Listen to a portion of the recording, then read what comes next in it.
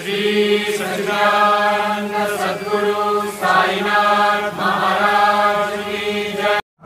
ప్రతి ఇంట్లో సాయినామం జరగాలని ఆకాంక్ష, ప్రతి ఇల్లు సాయి కుటుంబం కావాలని సంకల్పం, సాయి సంకల్పం, ఇది సత్సంకల్పం.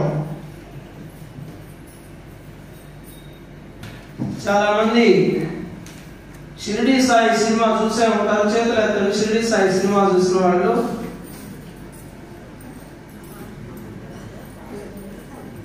చూడని వాళ్ళు అంటే యూట్యూబ్ లో చూడండి. షిరిడి సాయి సినిమా ఖచ్చితంగా చూడాల్సింది, మనం సాయిబాబా భక్తులు ఖచ్చితంగా చూడాల్సిన సినిమా. షిరిడి సాయి సినిమా, నమో వెంకటేశాయ, ఈ రెండు సినిమాలు తీసిన వాళ్ళు మన నెల్లూరు వాళ్ళు, మనందరికి గర్వకారణం. అది ఆల్తూరు ఆదినారాయణ రెడ్డి, సులోచనమ్మ వాళ్ళు పుణ్య దంపతులు. మన మందిరానికి కూడా ఎన్నోసార్లు వచ్చున్నారు. షిరిడీలో వాళ్ళ పేరు చిరస్థాయిగా నిలిచిపోయేటట్టు కార్యక్రమాలు చేశారు. బాబా భక్తులు, వాళ్ళ కొడుకులు కూడా గిరీష్ రెడ్డి, మహేష్ రెడ్డి, వాళ్ళ కుటుంబం అంతా, వాళ్ళ కోడళ్ళు కానీ బాబా అంటే ప్రాణం వాళ్ళకి. వాళ్ళ గురించి ఎందుకు చెప్తున్నానంటే, ఈరోజు షిరిడి సాయిలో ఒక పాటకి మనం వివరణ సత్సంగం చెప్పుకుందాం. అందుకని వాళ్ళ ప్రస్తావన తీసుకురావాల్సిన ధర్మం ఉంది మనకి. ఎందుకంటే అంత గొప్ప సినిమా మనందరికి అందించారు వాళ్ళు. మీకు అందరికి గుర్తుందో లేదో, సత్సంగ సభ్యులకి మనందరం కలిసి సినిమాకి వెళ్ళాం.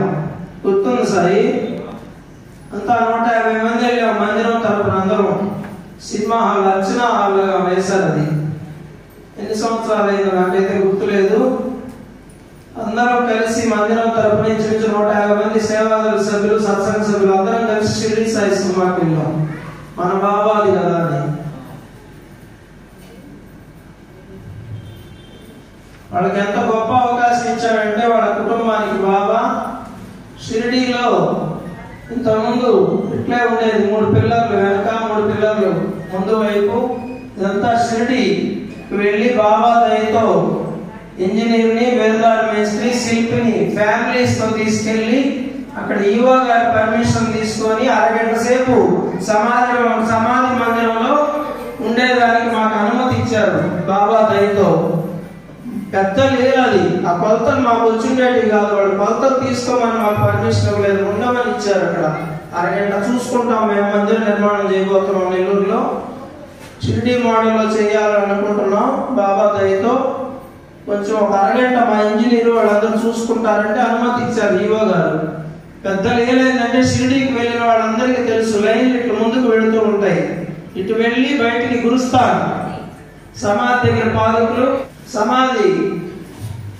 పాదుకలు నమస్కారం చేసుకుంటారు. ఈ పక్క వెళ్ళేవాళ్ళు, ఆ పక్క వెళ్ళేవాళ్ళు బాబాకి నమస్కారం చేసుకొని అటు 2 వైపులా దారి ఉంటుంది. గురుస్థాన్ వేప చెట్టు మీదుగా మనం బయటకు వెళ్తాం.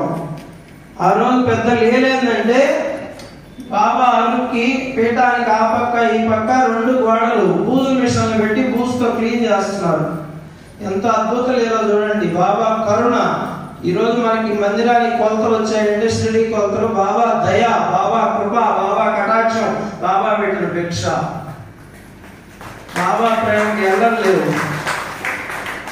అది క్లీన్ చేస్తూ ఉన్నారు బూజు మిషన్ పెట్టి. భక్తుల్ని ఆ బూజు, ఆ దుమ్ము వాళ్ళ పైన పడుతుందని అటు వెళ్ళనీయకుండా ఇటే తిప్పేశారు లైన్. ఇప్పుడు ఇటే ఉంటే మళ్ళీ రీబ్యాక్, మళ్ళా నంది వైపుకి, నంది దాటుకొని మనం వస్తాం.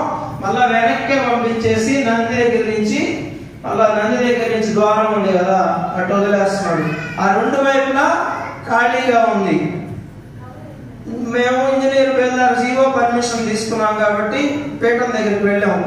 టక టక టక టక టేప్ తీశారు. ఇంజనీర్ ఒక పక్క, బేల్దార్ ఒక పక్క టేప్ పెట్టుకొని చేశారు కొలతలు.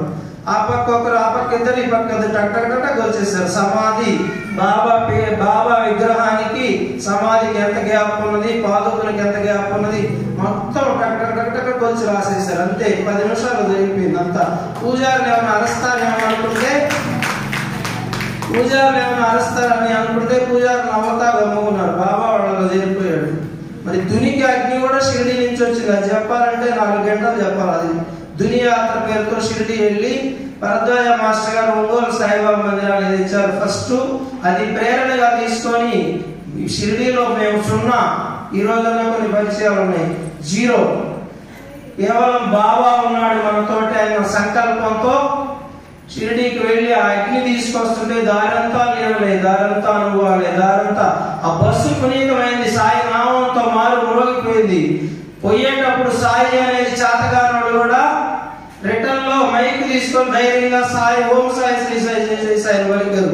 అది బాబా శక్తి అంటే. మోగవాడు మాట్లాడతాడు,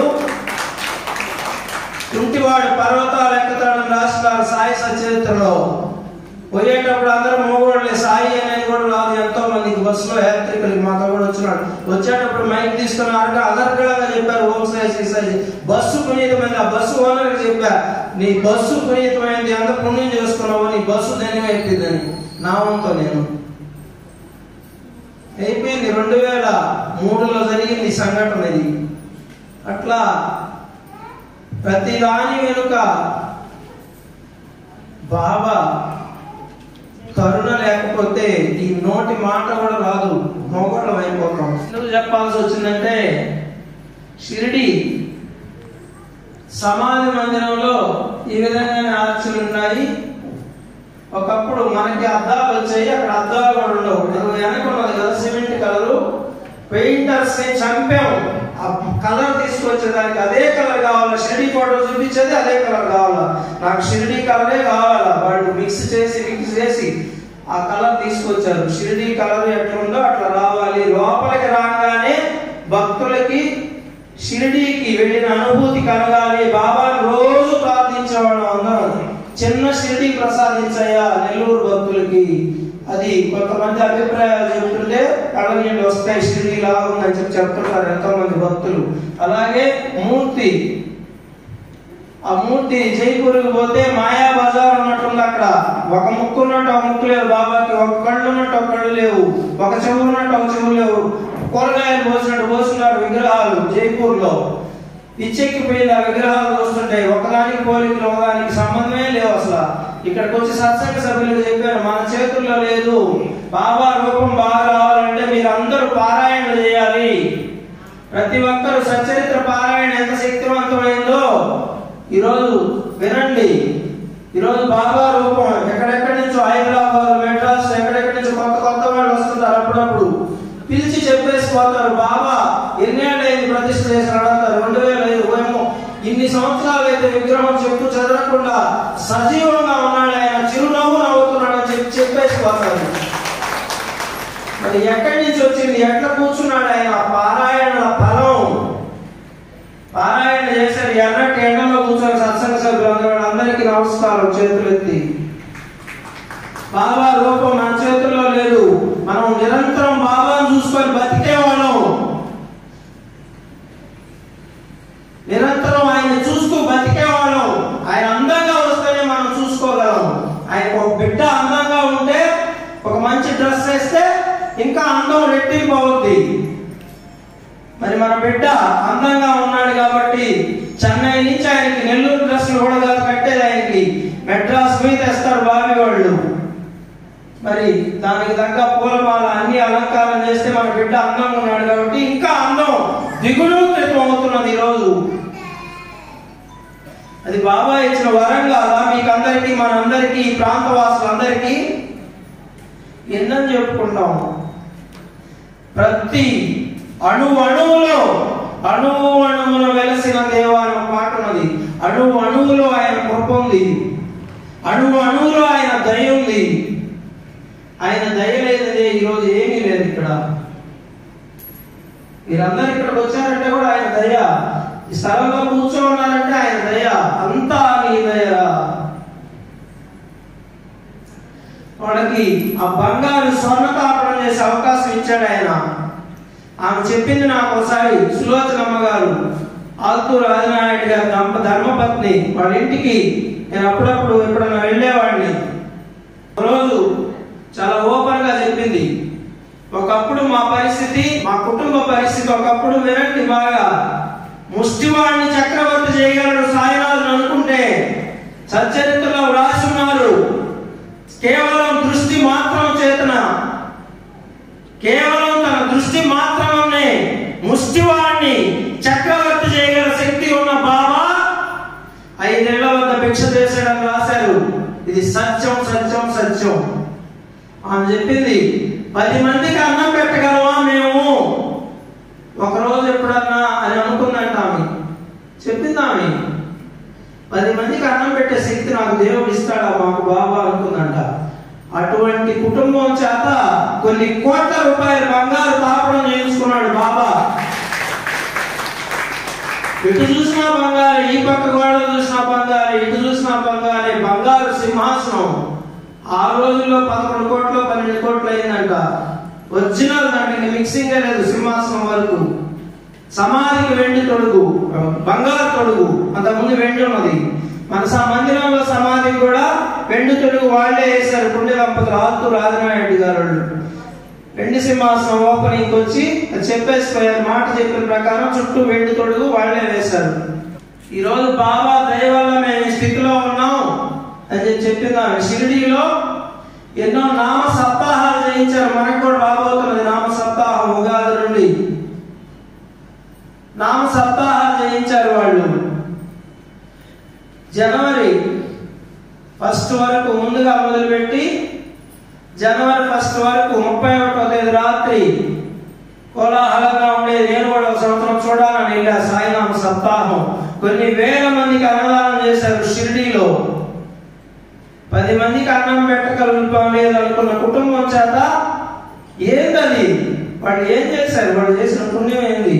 బాబాని నమ్ముకున్నారు, బాబా మీద ఆధారపడ్డారు, నువ్వే మాకు దిక్కని వేడుకున్నారు. కరుణించాడు మన తండ్రి తల్లి సాయినాథుడు.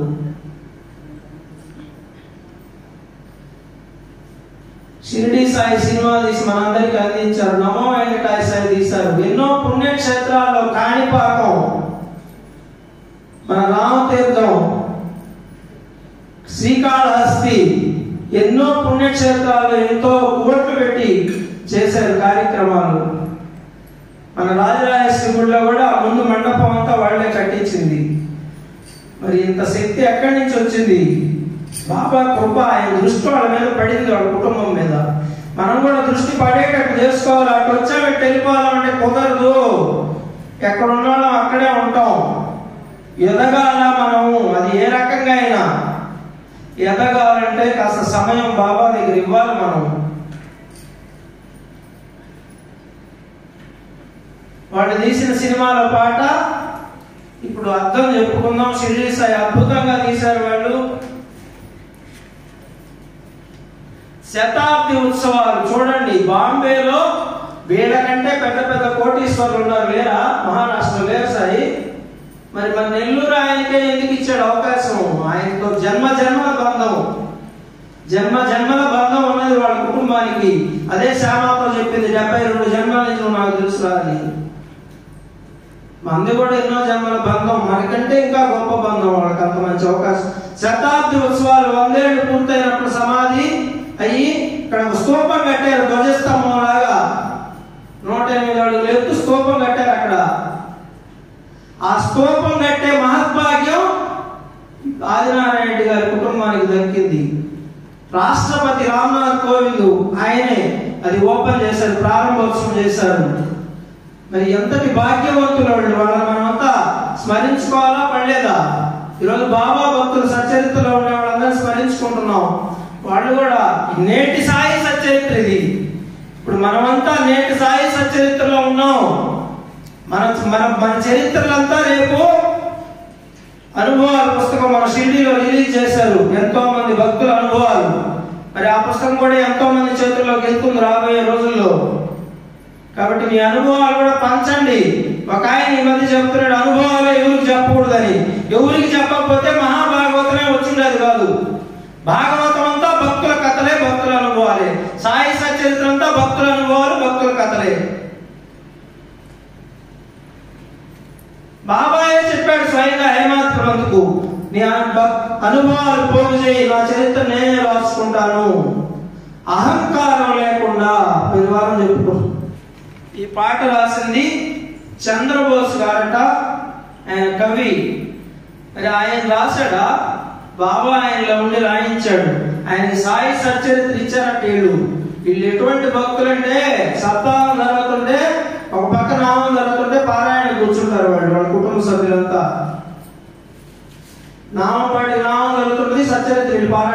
తీసుకుంటా ఉంటారు. వీళ్ళు తీసిన వాళ్ళు నిర్మాతలు మహాభక్తులు కాబట్టి ఆ కవికి సాయి సచరిత్ర ఇచ్చి పారాయణ చేయించి దాంట్లో సారాన్ని తీసి ఆ పాటల్లో పెట్టించారు. తీసిన వాళ్ళ శ్రద్ధది, వీళ్ళ భక్తి. రాశాడు ఆ పాట, సమాధి పాట. ఆ పాట వింటుంటేనే కళ్ళలో నీళ్ళు వస్తాయి. రాత్రి ఈ మధ్య నేను ఇది కూడా లేలే, మాట్లాడే ప్రతి మాట అయింది. మనం సున్నా.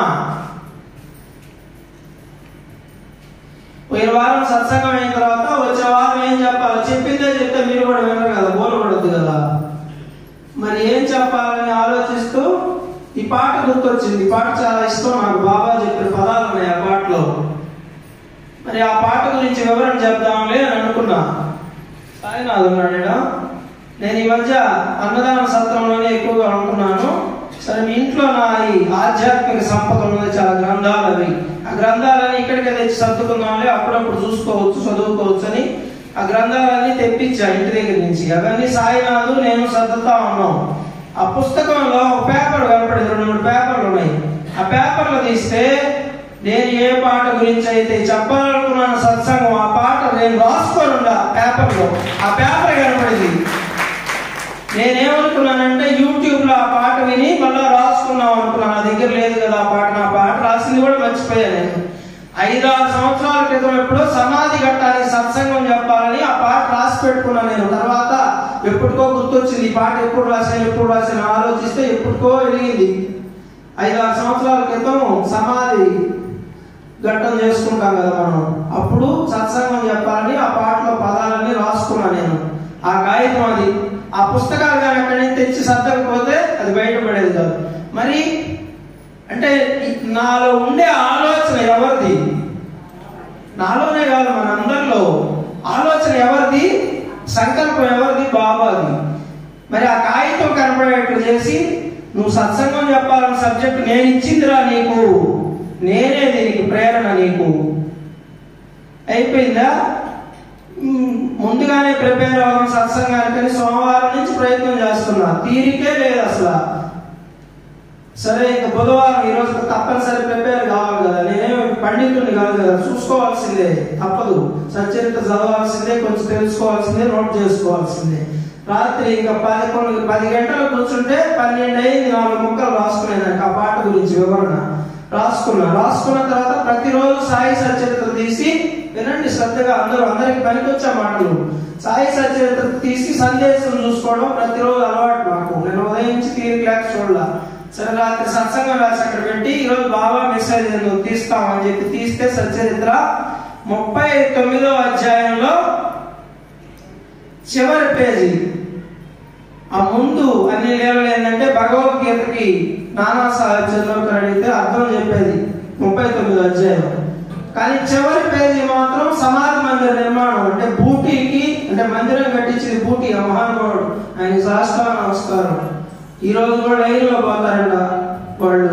మందిరం కట్టించిన వాళ్ళు లైన్ లో పోతారంట దర్శనానికి. మన వాళ్ళందరం చూసి నేర్చుకోవాలి.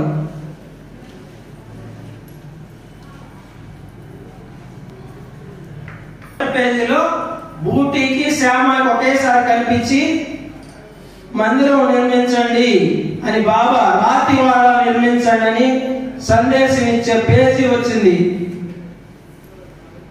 బాబాని సమాధి చేసేది, మురళీధరుడు విగ్రహం పెట్టాలనుకునేది ఆ పేజీలో ఉన్నాయన్నీ. మరి మనం అనుకుంది ఏంది? సత్సంగం అప్పుడు దాకా రాసింది ఏంది? సమాధి పాట గురించి. మరి సమాధి అయ్యే పేజీ వచ్చిందంటే మరి బాబా మనతో మాట్లాడుతున్నాడా లేదా ఆలోచించండి. సచరిత్ర ద్వారా మాట్లాడుతున్నాడు. నాకు కళ్ళ నీళ్లు పొంగే అట్లే బాబా పాదాలు పట్టుకొని, నాలో ఉండి నడిపిస్తున్నావయ్యా నువ్వే సత్సంగం ఇప్పుడు దాకా రాసింది నేను కాదు, ఈ పేపర్లో రాసింది నువ్వు. అడుగడుగునా నన్ను నడిపిస్తున్నావు. ఇంతకంటే నాకేం కావాలయ్యా? నాకు అనుక్షణం తోడుండావు నువ్వు. ఇంకేం కావాలా ఈ జన్మకని? కళ్ళలో నీళ్లు కార్చేసి అట్లే రాత్రి. మరి సచరిత్ర చదవమంటే ఎంతమంది చదువుతున్నారు సాయి? ఎందుకు? మీరు చదువుకుంటే మీకు ఫలితం, నాకు ఫలితమా? నేను చదువుకుంటున్నా ఎట్లా 20 సంవత్సరాల నుంచి ఇప్పటికీ అర్థం కావడం లేదు. ఒక్కొక్కసారి చదువుతుంటే ఒక్కొక్క వాక్యానికి మనలో పరిణితి మెచ్యూరిటీ వచ్చే కొద్ది అదే వాక్యం ఇంకొక అర్థం వస్తుంది. మనకు జ్ఞానం వచ్చే కొద్ది 10 ఏళ్ల క్రితం జరిగిన ఒక వాక్యం వచ్చిన అర్థం ఇప్పుడు వేరేది వస్తుంది. ఎందుకంటే బాబా మనలో పరిణితి తీసుకొస్తున్నాడు సచ్చరిత్ర ద్వారా. ఎంతమందికి ఎక్కడుతుంది సచ్చరిత్ర చదవమంటే చెప్పండి. సచ్చరిత్రలు బాగా చేశాయి. స్టాల్ గా పెట్టండి. బిడ్డలు, బాబా బిడ్డలు అందరూ ప్రతి వారం అందించండి. అందరికీ 60 రూపాయలు మాత్రమే ఆ పుస్తకం వెల. మరి బాబా మాట్లాడతారు ఆ పుస్తకం ద్వారా మనతో. నేను ఈరోజు బాబా ఎదురుగా చెప్తున్నాను మీకు అందరికీ. మీకేదైనా సమస్య ఉన్నా తీసి సచ్చరిత్ర తీసి బాబాని అడగండి. సమాధానం రాకపోతే నన్ను అడగండి, ఖచ్చితంగా వచ్చి తీరుతుంది. మనకి జ్యోతిష్కులు అవసరం లేదు. బాబా మాట్లాడతాడు సచ్చరిత్ర ద్వారా. ఎన్నోసార్లు చెప్పాను నేను విషయం, కొన్ని వేల సార్లు చెప్పాను. ఎందుకంటే అందరూ సచ్చరిత్ర పారాయణ చేసి తరించాలి, బాబా పాదాలకు ఇంకా దగ్గర కావాలని. కేవలం గురువారం భక్తులు కాకూడదు, మనం ప్రతిరోజు భక్తులు కావాలి. సాయికి ప్రతిరోజు భక్తులు కావాలి, గురువారం భక్తులు కాదు. సర్వదేవతా స్వరూపుడు మన సాయి. బాబా సమాధి అయ్యేటప్పుడు సమయం అయిపోయింది. బాబా సమాధి చెందేటప్పుడు భక్తులంతా విలపిస్తున్నారు. షిరిడి సాయి సినిమా చూశారు కదా మీరు. సమాధి చెందబోతున్నాడని అర్థమవుతూ ఉన్నది. భక్తులందరికీ విలపిస్తూ ఉన్నారు. బాబా, నువ్వు లేకుంటే మేము ఎలా బ్రతకాలి? నీ చూపు మాపై లేకుంటే మేము ఎట్లా బ్రతకాలి? మిమ్మల్ని చూడకుండా మేము ఎట్లా జీవించాలి? మా బాధలు ఎవరు తీరుస్తారు అని వెక్కుడు వేడుస్తున్నారు భక్తులు. వాళ్ళకి సమాధానంగా బాబా ఈ వాక్యాలు చెప్పాడు. ఆ పాటలో రాశారు. ఆయన రాసింది కాదు, ఇవన్నీ సచ్చరిత్రలో ఉన్న వాక్యాలు ఈ పాటలో ఉన్నాయని. అందుకని నాకు నచ్చింది. వాళ్ళు ఏది కల్పితం రాయలేదు.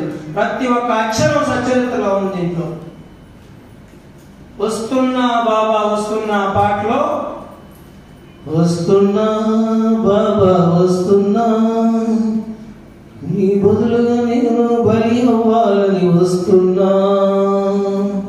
తర్వాత బాబా దానికి సమాధానంగా, భక్తులు మీరు, మీ భక్తికి బానిస నేను.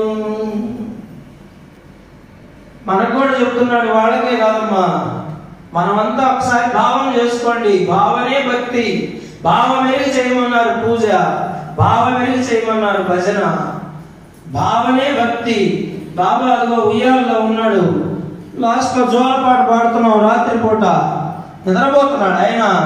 మనం నిద్రపోయేదానికి ఆయన నిద్రపుచ్చుతున్నాం అంతే. భావన. బంగారు కిరీటం పెట్టాం మనం మురిసిపోయేదానికి, ఆయన మురిసిపోయేదానికి కాదు. ఆ బంగారు కిరీట దారంలో ఆయన బంగారు కాంతులతో ఆయన వర్చస్సు, ముఖ వర్చస్సు దర్శించి మనం ధన్యమయ్యేదానికి బంగారు కిరీటం మనం పెట్టుకున్నాం. ఆయనకు అవసరం లేదు. అందుకని భావన చేసుకోండి. సమాధి చెందుతున్నాడు బాబా, మనమంతా కూడా అక్కడ ఉన్నాం. మనమంతా ఏడుస్తున్నాం సమాధి అయితే మాకు దిక్కెవులని. అప్పుడు బాబా మనకందరికి సమాధానం చెప్తున్నాడు. ఏమని? మీరంతా నా భక్తులు, మీ అందరికి బానిస నేను అన్నాడు బాబా. ఎటువంటి వాక్యం సాయి చూడండి ఒకసారి. బానిస అన్నాడు. నేను భక్తులు సచరిత్రలు రాస్తున్నాడు హేమాద్రి పంతు. దానికి క్షమాపణ కూడా అన్నాడు. నేను భక్తులకు బానిసను, మీ అశుద్ధంలో ఒక పురుగును అన్నాడు బాబా అని రాశాడు. ఇది నేను రాసిన దానికి నాది దోషమైతే దానికి నేను సాయి నామం చేసుకుంటాను పరిహారంగా అని రాశాడు హేమాద్రి పంతు. అంటే పాప పరిహారానికి ఏం చేయాలన్నాడు హేమాద్రి పంతు? సాయి నామం చేయాలన్నాడు. నామం చేసుకున్నాడు. అందుకే 108 సార్లు సాయి నామం చేయండి అనేది ప్రతిరోజు. చుక్కలు నేనై కనబడుతుంటాను, మేము కనిపెడుతుంటాను,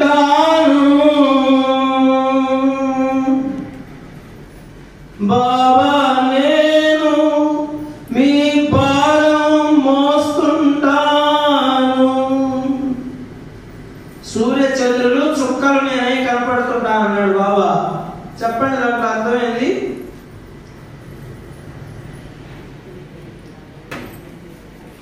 సూర్యుడు చంద్రుడు మనం నిద్ర లేస్తే దర్శించేవాళ్ళు.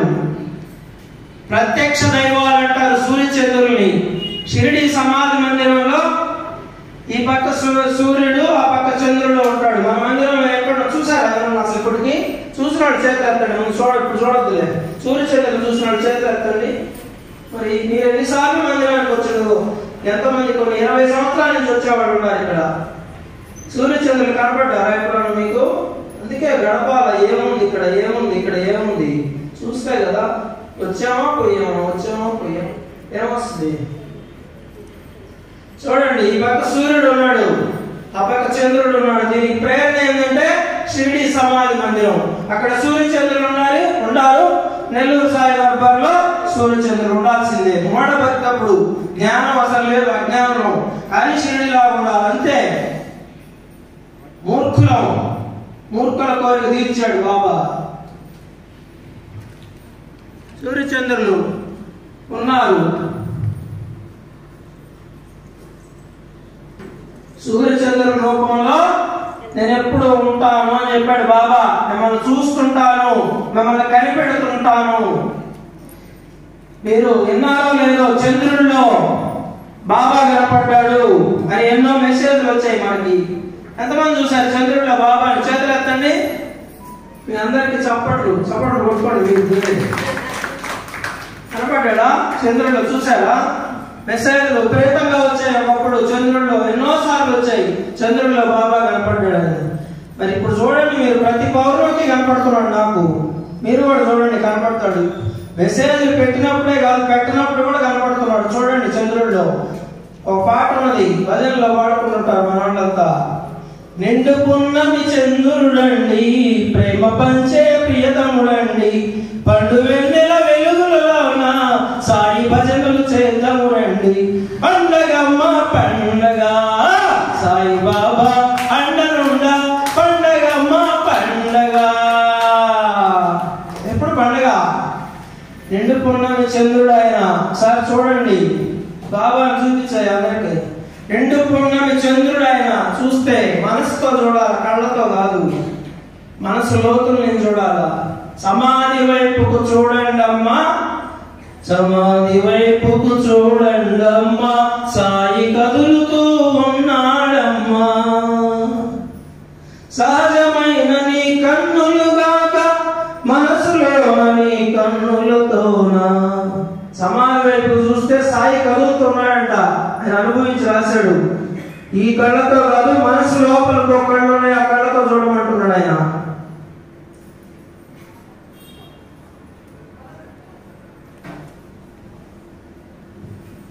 నక్షత్రాలు రూపంలో, సూర్య చంద్రుల రూపంలో మిమ్మల్ని ఎప్పుడు చూస్తూ ఉంటాను. ప్రకృతి దర్శించాలి. మనమంతా చూస్తున్నారా? ఇంట్లో నుంచి బయటికి రావడం. ఇప్పుడు అపార్ట్మెంట్ లో చూస్తే ఆ పక్క తలుపు వేసేసి ఉంటుంది, ఈ పక్క తలుపు వేసేసి ఉంటుంది. ఒకరికొకరు మాట్లాడుకునే పరిస్థితి కూడా లేదు. లిఫ్ట్ కాడికి పోతారు, దిగేస్తారు, మళ్ళీ వస్తారు, లిఫ్ట్ వేస్తారు, తలుపు వేసేస్తారు. అంతే. అట్టుంది పరిస్థితి టౌన్ లో. ఎవరు సెల్ ఫోన్ వాడది, ఆ రూమ్ లో ఒకరు సెల్ ఫోన్, ఈ రూమ్ లో ఒకరు సెల్ ఫోన్. ఎవరు భార్యాభర్తలు కూడా మాట్లాడుకోవట్లేదు నగరాల్లో. నెల్లూరులో మాట్లాడుకున్నారో నాకు తెలియదు. అది పరిస్థితి. ఎవరు ఫోన్ వాడదే, ఎవరు పర్సనల్ వాడదే. నీ పర్సనల్ నాకు దేనికి, నా పర్సనల్ నీకు దేనికి. హూ ఆర్ యూ అంటున్నారంట ఇప్పుడు యంగ్స్టర్స్, యువకులు. అందుకే డైవర్స్ అయిపోతుంది. అది పరిస్థితి.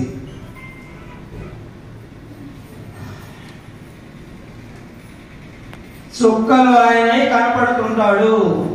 మనల్ని కనిపెడుతున్నాడా లేదా? చెప్పండి అమ్మా. యెహోవా నా కాపరి అని చెప్తారు క్రైస్తవులు. ఏం చెప్తారు? యెహోవా నా కాపరి. నాకు తెలియని వయసులో ఇదేంద్ర కాపరి రాశారు. ఇదేంటంటే తర్వాత అర్థమైంది. కాపరి అంటే మనల్ని కాపలా కాస్తున్నాడు బాబా. ఈరోజు మనల్ని పడిపోకుండా రక్షిస్తున్నాడు, సమస్యల నుంచి బయటేస్తున్నాడు, కాపలా కాస్తున్నాడు అనుక్షణం.